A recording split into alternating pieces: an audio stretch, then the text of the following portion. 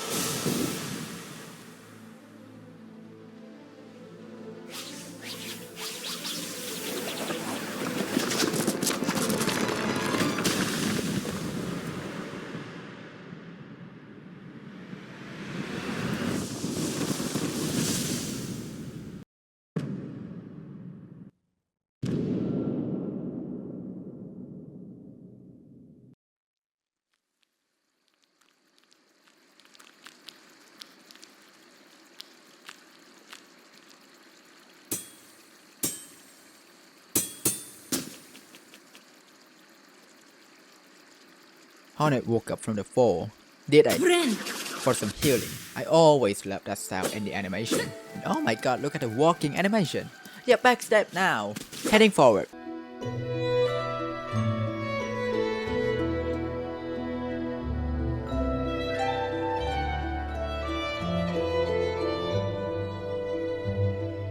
Moss Grotto, with a lot of moss as indication. It was also at this point the game introduced the studio and its evil member that I will not forget for giving me the most miserable time playing this game, along with the immaculate music by Christopher Larkin.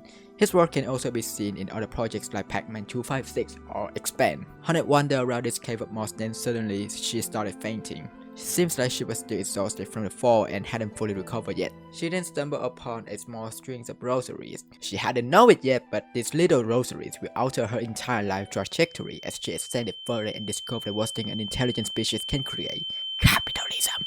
But she's fine for now. We then ran into a place called Ruin Chapel and found our first bench. After breaking these mossy walls down,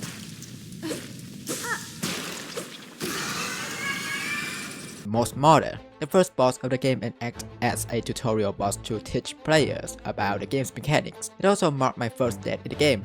Oh come on, just because it was a tutorial boss doesn't mean I don't get to suck at it. One thing I'm glad they changed in this game is retrieving the silk from her cocoon, instead of shade like in the first game, since Hornet is not a void being. So I don't have to listen to this creepy ass song every time I die. Well, she's dead now. Hornet ascended the ruin and the exhaustion finally caught up to her as she slowly passed out. And it was also here that she saw a shadowy figure facing her. If you notice here, Hornet went into her stance ready to fight despite having no more energy to fight. Despite that, she collapsed anyway. When we woke up, the figure turned out to be an old bug lady that had no intent to harm us, and we only knew her as the chapel maid. The maid mentioned pilgrims who scuttled out of the darkness to climb the great path and bow at its gilded peak. The pilgrims will be a consistent relevance throughout the story, so we better keep in mind what this group of bugs is up to. Hornet then explained that she was kidnapped by the bugs clad in veils, and the maid gave us information about them as the bugs of the Citadel, who are servants or slaves to something greater, a higher being perhaps. She welcomed Hornet to Forum, which, to her description, a holy yet haunted land, giving us a general background of what this place is like, and also warned us about how this place is dangerous, that those who try to climb to the citadel never return to tell the tale. So, we were given an objective, a new thing in this game. I think the devs want to make everything in Silksong completely opposite to Hollow Knight as so far. Everything in Silksong is faster, not only gameplay wise but also in terms of narrative. The intro shows Hornet being captured, making her objective crystal clear from the start, which is to ascend further to the citadel, while the opening cutscene of Hollow Knight shows the root of the problem right from the start. But of course we have no idea what the fuck we are looking at. We are also clueless about who the knight is, and having no objective, there is only one direction to follow, and it was down. This set in further hollowness until we beat the game.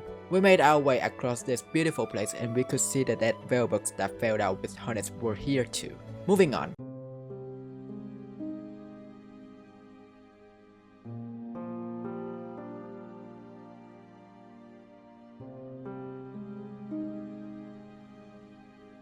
Bone Bottom.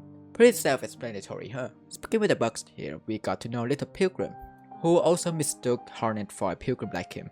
Pep, a shopkeeper. I remember those little rosaries. It's time to bust them out and oh well, never mind. We're too poor for now. Better move on to talk to Flick the Fixer, who was building a wish wall, so the bugs of Farlem can have their wish there for somebody to grant a wish. And this will be the side quest mechanism of the game. We went into this London-style metro station and met a fearful pilgrim, who is looking more sad than fear, not gonna lie. The pilgrim told Hornet about its pit of bells and its system runs across the land and was built by their ancestor, with a sign outside indicating this traversal system. But for now it's abandoned. We are then revealed more about the pilgrim's motivations, as they are not allowed to use this fancy way of traveling and instead have to walk and climb and crawl using only their claws so they can prove their devotion. As we move on, we hear a singing voice.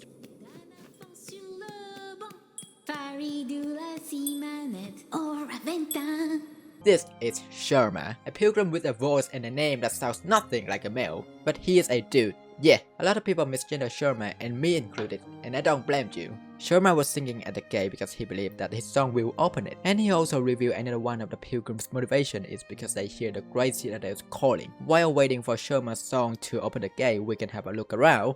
Do your best, Sherma. We quickly made our way to our first boss contest, but they're nothing against a demigod's power. Oh look, the gate's now open. I knew you got it, Sherma. I don't know what I could do without you. After saying goodbye to Sherma, we ran into this weird thingy that requires some rosary to unlock. It costs 30 bucks or bugs, you might say. Get it? Because the game is about bugs. Sorry. Oh look, it's a bench, and yeah, I already missed the Pale King. It's also here that we saw our first lore tablet, and it basically tells you to be humble and feel grateful for those who built this kingdom. In contrast to this one in Hollow Knight where it tells you to just be yourself. This detail was spotted by Locksmith Shadow on Reddit, and thank you for that.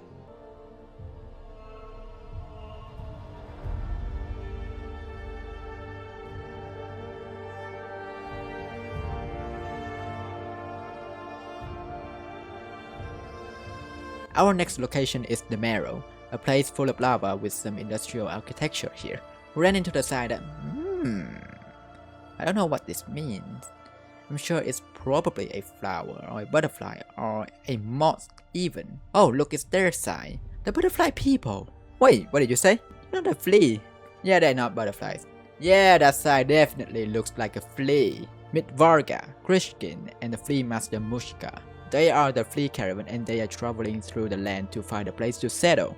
Mushka told Hornet that he was worried about his fleas not returning to the caravan, so we have the Grub's rescue equivalent of Silksong now. But I'm more concerned about whether the lines are his eyes with dot eyebrows or the dots are his eyes with a line mustache. Okay, time to get going. After a while wandering around, we bumped into another singing voice from a tall and slim bug, and she is one of my favorite characters from the game. Chakra is of a warrior tribe, and Real recognizes Real. She also knows Hornet is a skilled fighter, but so bad Hornet is probably older than you, Poshanka. Chakra then told us that the pilgrims up here were not in their right mind and attacked everybody they saw, so these little guys right here, and here got bodied by Chakra. And surprise surprise, she also sells map for us. We need a DLC where Chakra and Cornifer have a duet together.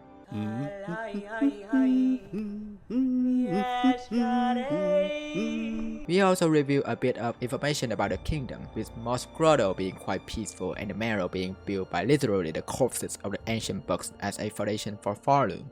Yikes!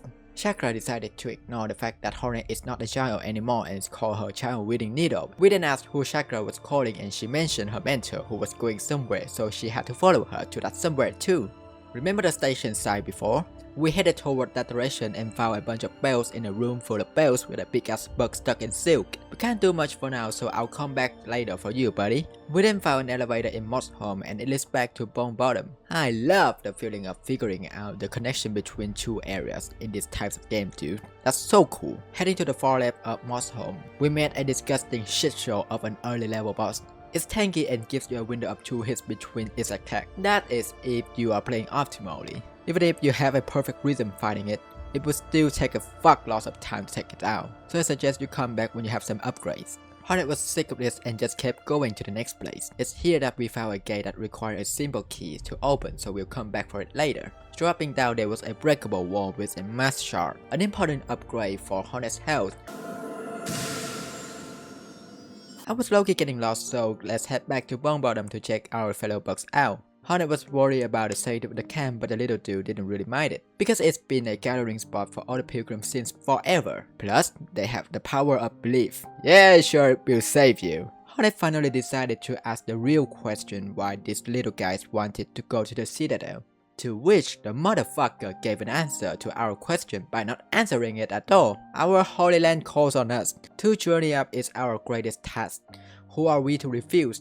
And judging by the way they talk, it's pretty sure they are brainwashed with propaganda to move to the Citadel. Going into the Bell Station, we had a chat with the fearful pilgrim, where she told us that her siblings are dead, so she probably would not be going anywhere soon, and the pilgrimage is anything but easy. Poor you, but good luck to you then. Many more wanderings later, Hornet ran into another lore tablet with some kind of more distinct architecture where it sits. This time the message is for the weavers, our kind. It seems like the weavers here before us offer something for those who come after. It's not really clear for now, so we are gonna move on and keep that in mind. It's also here that I died again because of these stupid traps that were all over the place. Moving on, Hornet arrived at a weaver statue with a message to which they claim that the few remaining of them have been waiting for Hornet to combine their strengths and free this haunted kingdom. This message alone gave us quite a lot of background for what is going on here. The weaver kind probably died out long ago with only a few remaining here waiting for Hornet to take out whatever is haunting Farloom. And now Hornet acquired a new skill called a silk skill, the Silkspear, and just died to disappear. Strange. And you guessed it right. The new skill is used to cut through the silk thingy, opening up a way to meet a new character called Moss Druid. She was only concerned about her work and knew nothing about the weavers when Hornet asked her. She also has a quest for us to gather the moss berries for her. She is not super important to the story, but I fuck with whatever this is.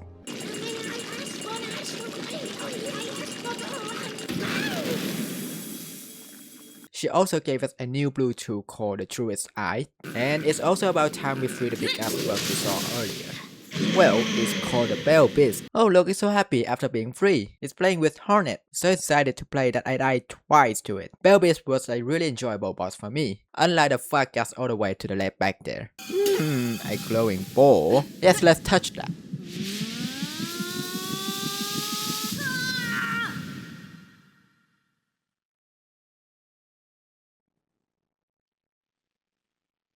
Well, it looks like we are in some sort of dream with messages from the weavers. Child spider, our nature, we feel it, our silk, calm child, witness our waking. Well, it seems like if they knew about Hornet, they would also knew about her being half spider and half pale being, but they only acknowledge Hornet being a spider, so definitely something to keep in mind here. And by the way, Hornet just consumed a silk heart, with the ability to regenerate her silk. We woke up and it looked like we just made a new friend, the Bell Beast. Spoiler alert, the Bell Beast is a she, and she is the fast travel of Silksong like the old style. We can also pet her by hitting her because her shell is super hard. Although I do wish we had a dedicated button just to pet her. Who's the good girl? We made our way back to Bone Bottom and Flick had already finished the wish wall, which means we can do all the wishes now. There are different types of quests like donations or hunting, but I will only be covering the major ones that are relevant to the story. so these small wishes will be granted off-screen. While we are here, let's pay the chapel maid a little visit. From what she said, the Citadel brought ruin to this chapel because they suggested some other paths for the bugs. Many of her kind ran away from this place except for her because she wanted to set something right at this chapel. Although we don't know what she looks like under the cover, we can guess what her task might be based on her silhouette. Nah, maybe nothing. I'm sure she wouldn't have a major role in the story anyway. And I accidentally skipped the Bell with Trouble animation before, so here it is.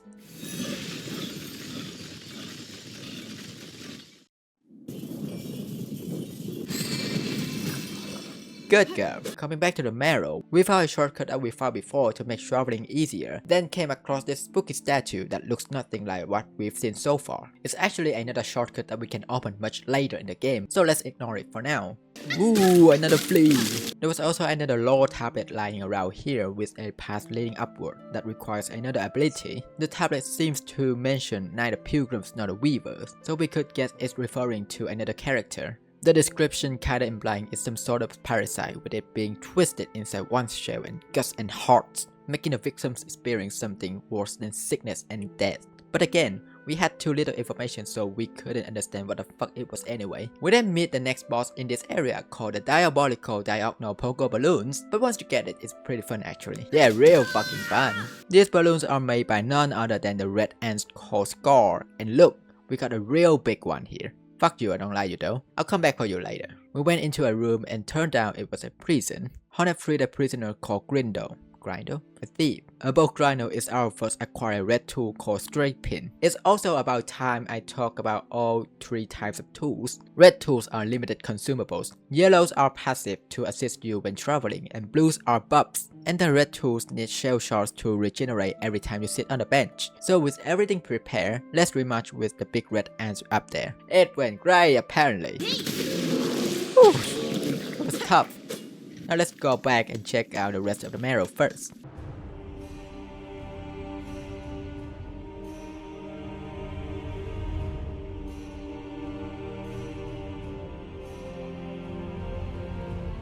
Welcome to Deep Docks, right next to the Marrow and has a terrible work environment with no insurance because you have to use your own money for a bench. Chakra was also here to sell us the Deep Docks map. Not only that, the Bell Station was also here, so let's call our Bell Beast to come.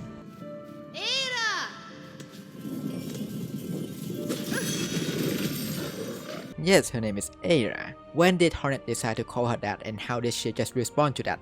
No fucking idea. After many encounters with the bugs of this place, Hornet found another Weaver Shrine with the same message like the last one, and about a swift step.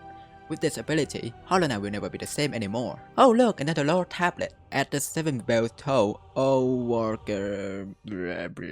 Oh great, it's a riddle. What is not so great is that I don't understand what the fuck that means, and what is worse is that there will be several more of them waiting to confuse me down the line. So yeah, you guys gotta wait for more spec for this one. After dying to the most basic boss gauntlets in Deep Docks, we ran into Forge Daughter. She can forge many useful tools to help our journey easier, but we need to provide a material for her. The craft metal can be found around some hidden corners in forum or by trading. By the way, this is Marrow. He works. We then had a conversation with Forge Daughter about the bugs around the docks that are brain rotted with the reception of her and Ballo, who are still conscious and just don't give a shit about it because they just want to work. After collecting a spool fragment the room below, one half of an artifact that was led by weavers, which gives Hornet more silk when completing a spool. Why not just leave a whole complete spool then? Oh, there's no time to question because it's time to meet Lace. You know she's an important character to the story when she started talking shit to Hornet right when we met her. It seemed like Lace also knew about Hornet's nature. Well, at least as a spider, even though Hornet never met her before. That's fine. And obviously Hornet is not tolerating all that shit talking, so we went straight to the fight. Lace's fight is one of my favorite boss fights in the game. Like a dance once you got her moves down. She doesn't deal 2 contact damages, and I just love her parry voice line. And last but not least, an epic soundtrack. Too bad I clutched her on second try so I couldn't enjoy this fight more. And Lace simply ran away after getting her ass beaten. With nothing standing in our way, we proceeded to Farfields.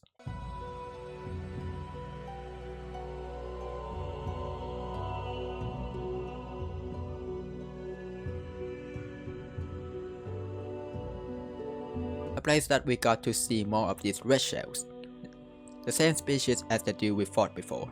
They are of a warrior tribe, and even Chakra acknowledges their aggressive combat spirit. But I'm sure none of them are prepared for this motherfucker who killed me more than any of the actual bosses so far. After that, we ran across a giant machinery bug that was stuck under debris in the cave. And if you notice, there was some sort of weapon stuck onto it, so someone must have taken it down. Well, let's hope Ro doesn't decide to wake up randomly and whoop our assets later. Right next to it is a floating tent or some sort of hot air balloon, which means somebody must be living here. Meet the Seamstress, a bug that also recognizes Hornet's skill in combat just like Chakra, and seems to have different knowledge about the Citadel than that of all the pilgrims we met before. Looking around her room, you will also find the same pin that was on the giant machine in the cave just earlier. If you put 2 and 2 together, the fact that she knows a thing or two about fighting, and the fact that she has the same weapon that put down the machine out there.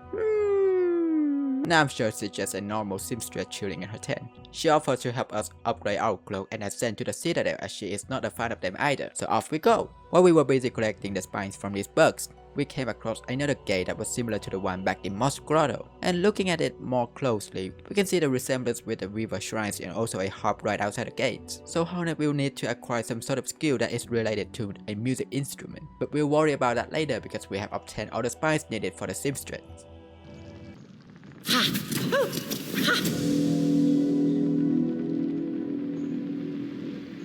Now we have the Drifter's Cloak, which allows us to ride the winds and trip gracefully in the air. Thank you for your fine words, Seamstress. Before we left, she asked if Hornet knew why the Citadel pursued Hornet. Hornet speculated that they wanted her for her nature, for the ability to produce silk within her shell, to which Seamstress revealed that it was a rare ability in Farloom because the ones who knew it, the weavers, are all dead now. Hornet also mentioned that she sensed a will in the threads that possess the bugs in Farloom, a will of someone from the Citadel above that shares similar nature to Hornet. This moment hyped up quite a lot the big bad guy of the finale for me. You are saying we are gonna fight a potentially higher being that is similar to Hornet. Get out of here, that's so dope. But for now, let's try out our new cloak. Holy shit, Hornet, I'm scared!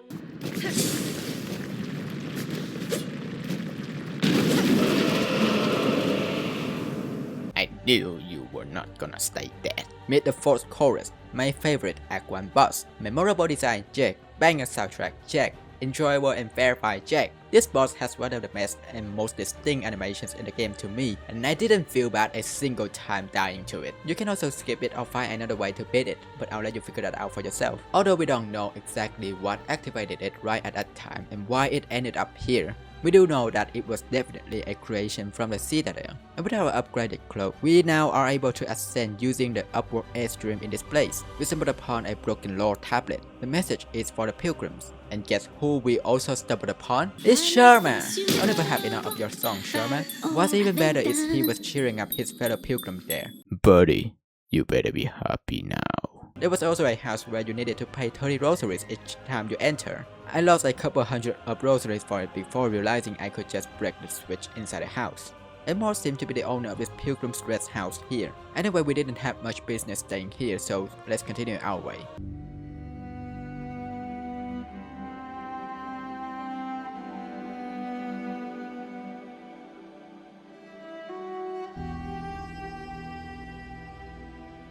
We arrived at Greymoor. Sure looks a lot more grim up here. We also saw the influence of the Citadel being more obvious here, with all the buildings and its machine to change the rosaries into string. We also encountered more pilgrims up here. Well, the haunted ones anyway. So we could have a look at the pilgrims' variety and their hierarchy.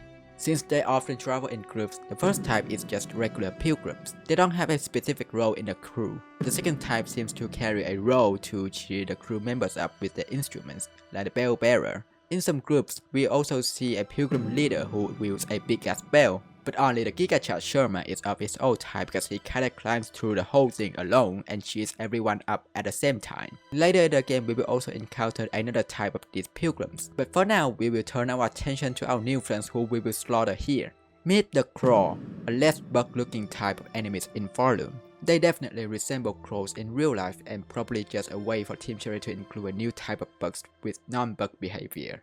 You don't see them go alone and they prey on pilgrims. More about them later. For now, we step foot into Halfway Home, a better version of the Pilgrim's Rest, and meet Creed. Upstairs is New, a cautious bug who cares about legal age. She requested Hornet to hunt the bugs of Farloom and fill out her journal. So we have the Hunter Quest equivalent of Silksong. Having the journal helps recontextualize Hornet's personality a lot compared to when she was in Hollow Knight, as she is the one who writes them down instead of the hunter. For example, we now know that Hornet loves fluffy things, so time to put the journal to use. For now we encounter supposedly slaves of the Citadel. Each of them is assigned with the main task: the thread catchers, silk snippers, and thread rakers. Together they collect the threads of silk falling from the Citadel above, pile, cut, spool, and send them back up to the Citadel. You can see in the background a bunch of empty silk spools, and generally, the whole place is dedicated to just recycling wasted silk for the Citadel. Yeah, your life is so cooked even Hornet felt bad for you. But this also gave us more hints about how cruel and fucked up the Citadel up here is. All gloomy aside, Chakra was also resting here. Look at how popped out they are to the background. Chakra gave Hornet a warning about a fierce tribe of bugs living ahead. You guessed it, the Crawbugs family, and suggested we go another way easier. Of course we're no pussy, but thanks for the advice, Chakra. Here we are at their nest. I wonder if they really built it themselves since the architecture looks quite different from that of the Citadel. Bouncing our way up is another Weaver Shrine, and we acquire a new seal skill, Threadstorm. Not much to say about this one, aside from using it in combat though. On our way we met a pair of bugs named Garmon and Zaza, with Garmon being a brave warrior and Zaza as his steed. You also know he's the real deal through his recognition of Hornet's stance. At this point you can tell pretty much any bugs that recognize Hornet's skill are of the fighting type. Notice how he talks quite highly about himself. Almost reminds me of a certain acquaintance I used to know. Well, I don't remember. Much like Hornet, Karma and Zaza are also heading to the Citadel to demand some answers because their village is haunted by Silk, and they are the only ones remaining. Well, we both have a pretty similar objective, so good luck with your quest, Garmin and Zaza. You know who else needs some good luck with their quest? Us. Yes, for now we face the Morrowind. I don't know about you, but this fight fucking sucks to me. I love the music and all, but everything about it tilted me the entire time. The run back, the hitbox was stupid, the boss itself wasn't so hard and was telegraphed quite clearly, but I still had a hard time dealing with it. Maybe we just need a little time to slow down and look for what we can find. Oh wait, Garmin and Zaza, I didn't notice you guys were here. Turns out they are also tracking the beast we are fighting. And nothing better than hunting it down together. With our new gang ally, my suffering for this dog shit boss fight is loosened up a bit. In the meantime, let's take a look at where this beast came from. Remember when I talked about the slaves of the Citadel collecting and spooling the seal dregs from them? Well, where there's the slaves, there's a guard. Morrowind was bred by the Citadel to keep those workers from fleeing. And now with its keeper dead, it preys on everything that catches its sight. Well, not on my watch, for I have slain the foul beast after 20 Fuck you, you'll never be Miss Morrowind. More like, moron. As for you, Garmin Zaza, you will always have my gratitude for your aid. With the beast gone, the gate it was blocking is now open and we enter a house full of bells. I'm sure Era will love this place. Here lies a lore tablet for the pilgrims. This place seems like the even better version of Pilgrim's Rest and Halfway Home. So, we happily step foot inside the house.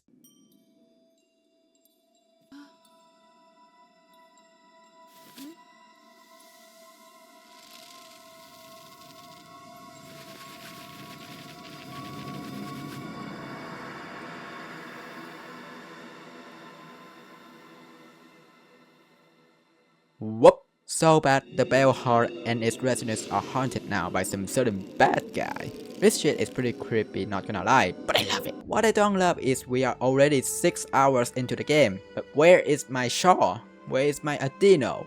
Where is my Garama? Oh, why she said that. Right next to Era's room is a secret way to go deeper into these bell tunnels. Resting here is the Bell Hermit. Wow, chill dude. You know what happened up there? Well, from the way he talks, he may or may not know about the haunting and is not in the mood to talk to us, so we'll leave him be for now. But let's go back to Greymoor a bit, as we still have one more location to visit. Chapel of the Reaper. Now there is not much indication about how this chapel came to be, so what I'm about to say will just be some speculation. This place is likely built by the workers to preserve their leader, as we had to fight an enemy gauntlet to get to this corpse. And I doubt the Citadel would give two shits about offering protection over a corpse of a bug. Well, what do we do with this corpse then? We bind it.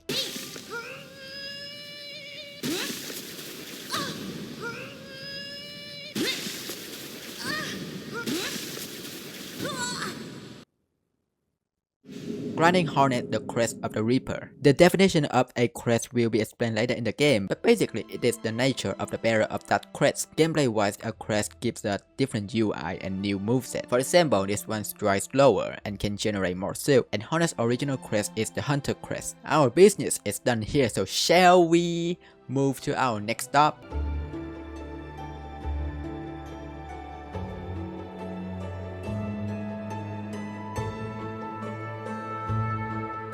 The Shellwood.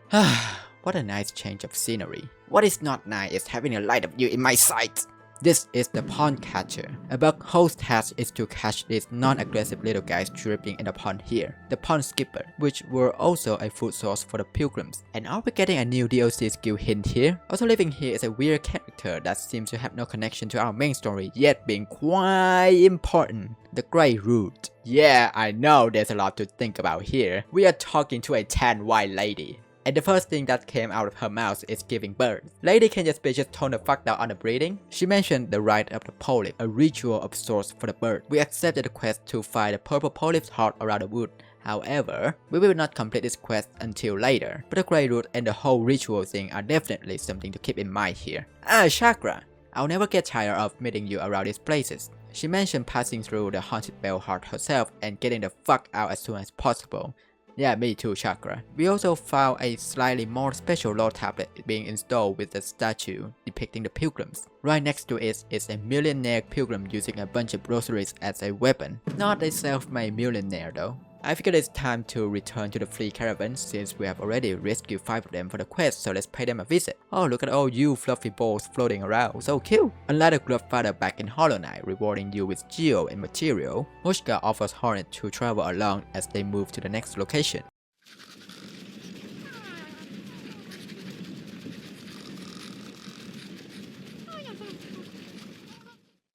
Now, they are resting at where the mooring used to be. They also gave Hornet their homemade recipe of flea brew after a long trip. Yes, I like that spirit. Back to Shellwood, we now find Sister Splinter, a big ass bug that also preys on pilgrims. I can't imagine how fucking depressing the pilgrims must be, dude. Everything just want to eat them. I do enjoy this boss fight, but generally not much to say about it though. What needs to be said is the Weaver Shrine right next to the boss room, giving Hornet the ability to cling on walls. With the new fire ability, we now can make our way back to Bellhart and confront the one responsible for all the haunting in Bellhart. Oh hi, peaceful bug. Do you perhaps know about who is bringing harm to this settlement? I do find the fact that you're playing music in the middle of these corpses kinda disturbing though, but I'm sure you're a good bug that just loves to play music.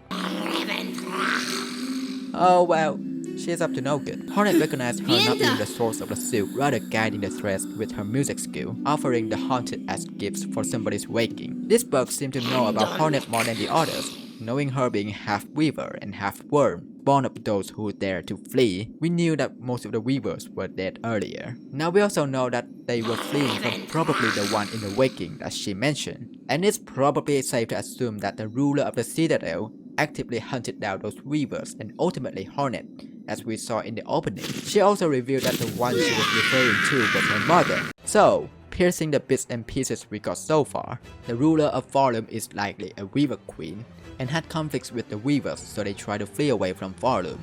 For some reason, this ruler is in the waking, suggesting that the ruler was put to sleep or something like that by probably the weavers, and for that, wanted Hornets for her nature. But who is Widow exactly anyway? Well, she is also a weaver.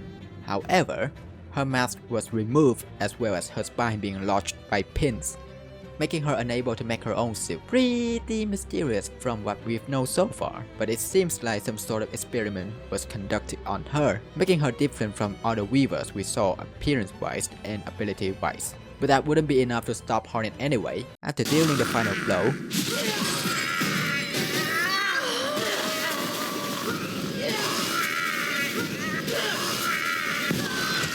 Hornet was able to buy Widow and her skill, giving us a new ability, the Needolin, a really important skill to help Hornet learn more about herself and its kingdom that I completely forgot to use all the way until mid-act 2. Defeating Widow brought Hornet back to Memory Land again, in which we follow a shadow of our fellow weaver, or like a bunch of them, leading us to them playing music, serving for her life, eternal. our song stings. With Widow out of the way, Bellhart now is no longer haunted by Silk. Look how happy this guy is singing. Over here we have Frey, a shopkeeper who quarantined herself during the haunting. She used up all of her stock though, but make sure she didn't step foot outside like a smart bug she is. So we will help her find her courier to refill her stock later. Over here is Pavel. He welcomes Hornet or just any visitors to this cozy village. He also told us about his experience during the haunting, being filled with strange and sad memories that are not his. But as you said, Pavel, it's no good to dwell on dark things. So let's shake things up with some melody, shall we?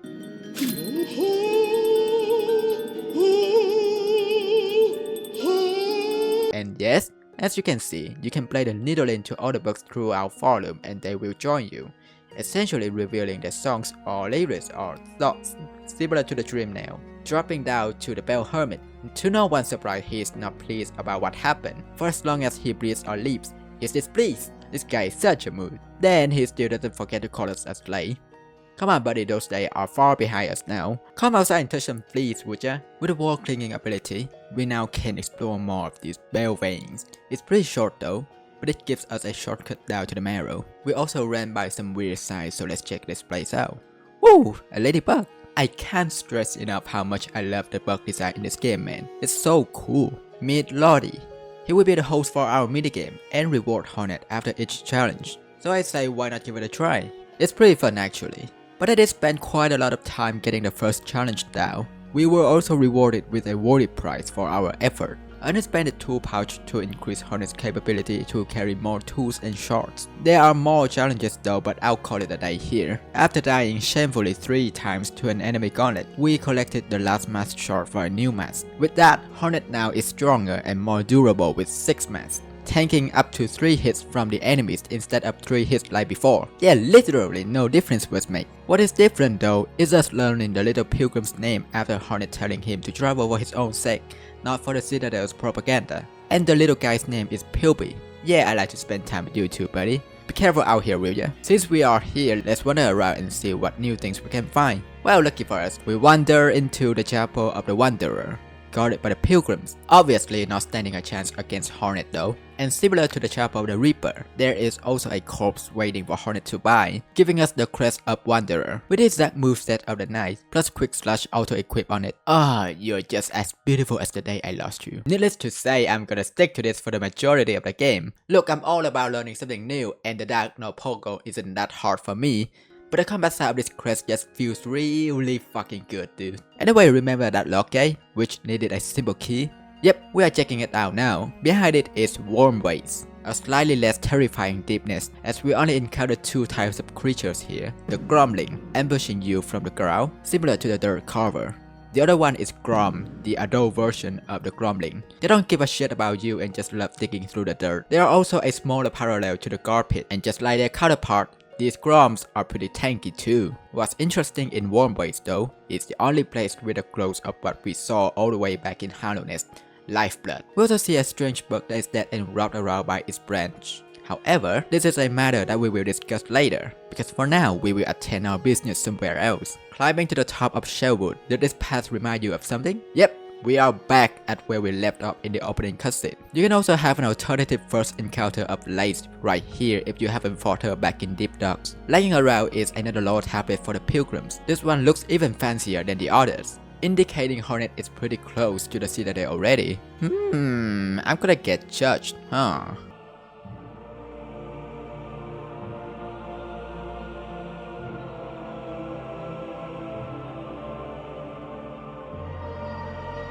We are now walking on the blasted steps, the final climb to the Citadel. As the name suggests, this place is filled with all the shit that acts as the final obstacle for those who are heading to the Citadel. You have these sand carvers trying to eat you 24/7, sandstorms blowing straight to your face also 24/7. And those are just the appetizers. The main course being these judges attacking anything they deem impure based on their judgment. I wonder what are their criteria to measure a bug's pureness. And obviously, Hornet is also not pure enough by the standard, so we're gonna throw hands with them. And oh boy are they tough. Interestingly, Hornet also encountered her distant and more primitive relative here, the Farlet, a species of arachnid Farloom. Coincidence? I think not. You take a moment looking around, you come to the very edge of Forum and Hornet will reflect her goal again. Isn't that nice? That also gave us a chance to reflect on our current strength too, since the enemies are a bit tougher so far. So let's better prepare ourselves before getting into the Citadel. We managed to track down Tip, the courier of the shopkeeper Frey, and let the little dude fly back to Bellhart. So let's pay Bellhart a visit, shall we? You know who is also in Bellhart? Sharma! Oh, it's so nice to see you. He was exhausted from the climb up here, so he was having a rest. Hornet then asked him to settle in this place because after all, he is just too pure for the Citadel's propaganda. But as a gigachat Sharma is, he is willing to embrace any hardship on his journey. He even said he would wait for Hornet at the Citadel's gate if he were to make it there first. How can you not love this little guy here? Yo, it's Tip! It seems all well now, good to have you back, buddy. By the way, since the haunting is over, many bell houses are also open again, like this one, Humble Scrouge, a relic seeker, who will gladly give us some rosaries in exchange for relics we find on our way. Scrouge is able to decipher these ancient relics and give us a glimpse of the past, like how the pilgrim's last words witnessed all sorts of fates, mostly deaths of the kind. On top of this how we'll find Pitmaster Plenty, who will offer Hornet her needle upgrade services.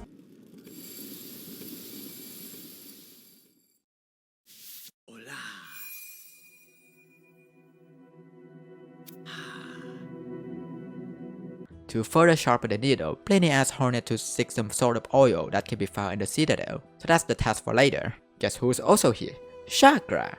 No way! All of my favorite characters in one place. Departing from Bellhart, we set foot into Hunter's Mark, home to a warrior tribe of ants called Scar, much like real-life ants. They have a clear and established hierarchy, with these tiny little ants right here being the lowest of them. Not even huntable to put in the journal. Next is the Scarlet, servants to the bigger ones. The Scarwings have an assisting role in combat. The most common type is probably the Scar Scouts, young hunters of the tribe and trained from birth. What are you, Barky? The rank above is the ones with armor equipped. Scar Stalkers and Spear Scars. Thanks to the Spear Scars, we know something more about Hornet. She used to fancy growing a pair of wings for herself, but had to come to terms with her limitations and use tools to assist her. Yeah, me too, Hornet. I can feel that. Lastly is the Scar Guard, the big red ant we fought before. They are usually found guarding at the entrance of the tribe for their immense power. All those muscle but still skip leg days, huh? There are also some other members of this tribe, but we will see them later in the game. With their hunting nature, it is not surprising that they set traps everywhere in this place. Was a better trap than the one you need the most? Can't fool Hornet though, because she accidentally saw a Reddit post about this trap. At the edge of this place, we found a mysterious statue standing here, giving us room for some speculation. This is probably the queen, but that's all we can think of for now. What I wouldn't even think of is the perfect disguise technique of Gilly. She was here the entire time and only revealed herself to us out of pity when we kept walking by her foolishly. Gilly is here to study these caves for her father's last wish. The topic shifted to the statue and Hornet recognized the form of a dancer from the statue. Well, anyway, good luck with your work, Gilly. We meet again sometime later. Then we suddenly ran into a strange bug not native to these caves, carrying a cage with it. Take a look closer at it. No way! That's the Citadel symbol. What's worse, it managed to capture Hornet. The cage even had a strange rune we saw before.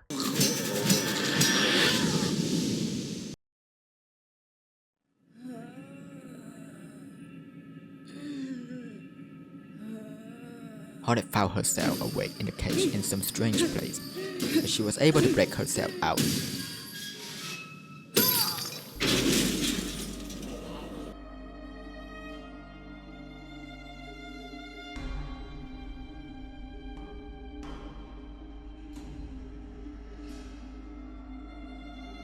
Oh my god, what? Damn, where's my glorious cloak? Stickman Hornet with her massive mask has to be the funniest looking shit I've ever seen, dude. But jeez, this place stinks! Take a look at the bug that kidnapped us before. It was a wardenfly, a jailer who captures sinners. Well, we are definitely in the Citadel's prison.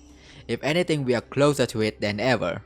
One step closer to the goal, I would say. For you, shitface, I'ma get your ass real soon. Aside from the prisoner held captive here, we also found Grotto. Hornet suggested to team up to break out of this place, but of course, as a little thief he is, the answer was no and he ran away laughing. Oh fine. We don't need him anyway since we quickly made our way to the bench nearby just to meet him again. This nasty prison is also overseen by the Godfly. Pretty much everything in this place is disgusting and doesn't deserve any sympathy from Hornet. I find it funny that she despises every single one of their kind and just wishes they all die. This prison is located in a freezing biome, so without any clothes, Hornet is vulnerable to the cold and needs to find a heat source quickly and constantly. Foul you.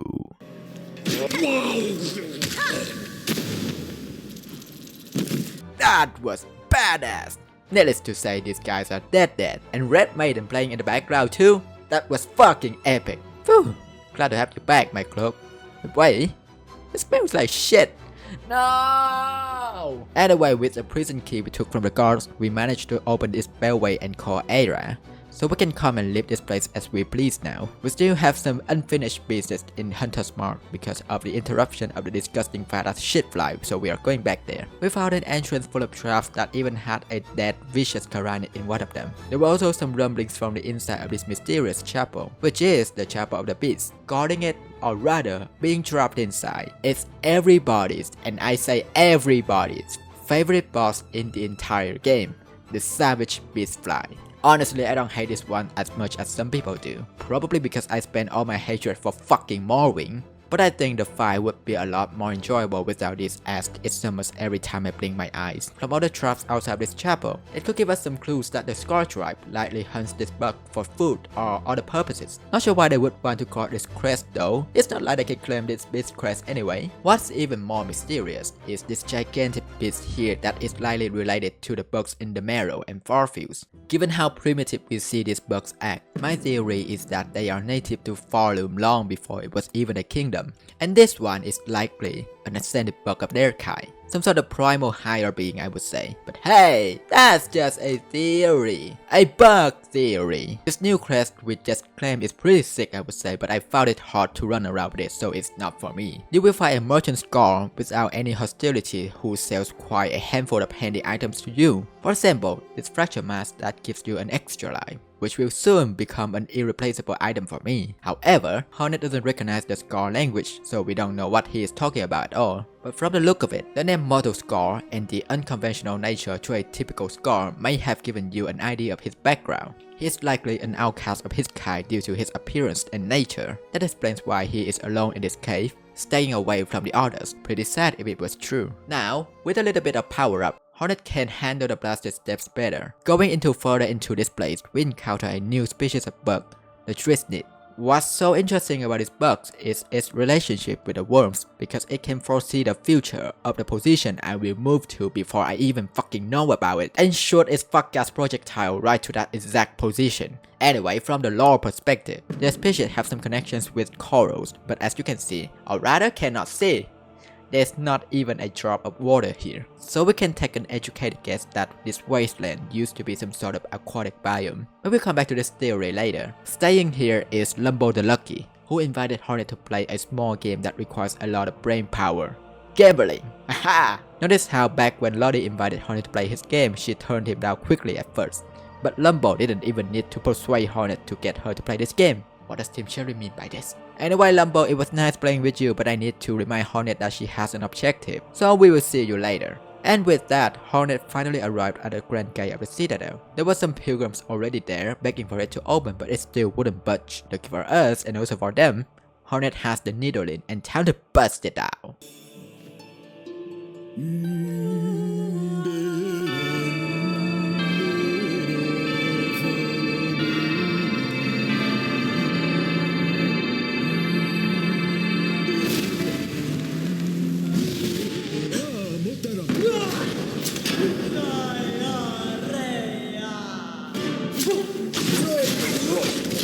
Damn, the citadel is really judgmental, dude. Meet the last judge, who just judged two of our fellow pilgrims. Well, Hornet is no different, I suppose. Oh wait, Sherma! He's sleeping here. Makes you wonder how he got past all of the small judges below. There's a post on Reddit that I couldn't find the source anymore. But basically, it is about a disabled file of the last judge measuring pureness. In this case means you haven't killed a single NPC on your way here. And as we know, it's not really possible when we play as Hornet, but for Sherma, it is definitely possible. So it's likely that all the judges just let him pass for his pureness. To support this theory, the Journal of Last Judge also talks about letting only the sinless go through the Grand Gate. If you can find that post again, please let me know in the comments. I found this boss pretty enjoyable. The runback is not that bad once you get used to it. A suitable boss for the end of Act 1. I will show you my immaculate skill in my fight against the last judge. You can skip this with the timestamp.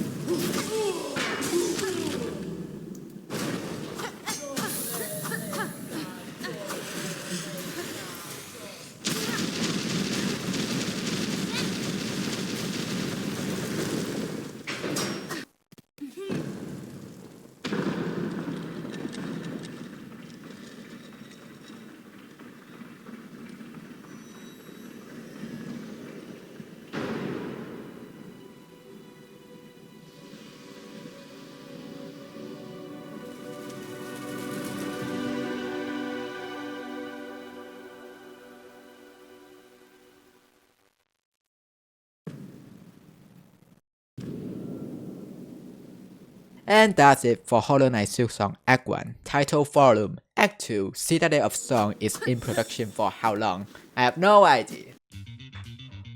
Just in Act 1 alone, I died a total of 94 times. They are categorized as bosses, mini bosses, regular enemies, gauntlets, and environmental hazard, which resulted in this red maiden pie chart. I'll give all my hatred to these enemies who now live rent-free in my head until now. Morwing, Savage Bitchfly, Flame Flyer, Crackler, and Pilgrim Bellbearer. Notice how like 80% of them are not on the fucking ground, but a whopping 24 times killing me. Morwing won the first place for the most dogshit boss fight in Act 1 to me. On the other hand, the best fight of Act 1 goes to Lace because of everything I mentioned before.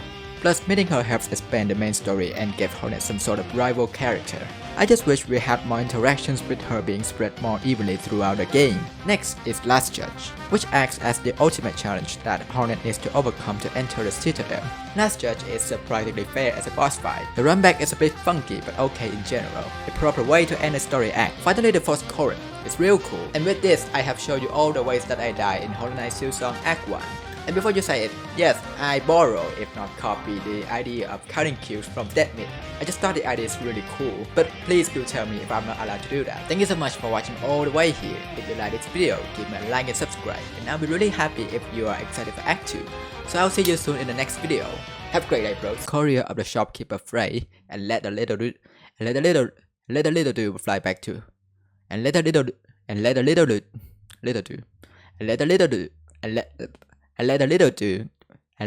dude fly back to Bellhart, and let the little dude fight, and let the little the courier of the shopkeeper fray, and let the little dude and let the little dude fly back to Bellhart. The courier of the shopkeeper fray and let the little dude fly back to Bell. What the fuck is this sentence? The courier of the shopkeeper fray and let the little dude fly back to Bellhart. Bellhart. The courier of the shopkeeper fray and let the little dude fly back to Bellhart. So let's pay Bellhart a visit. So let's pay Bellhart a visit, shall we?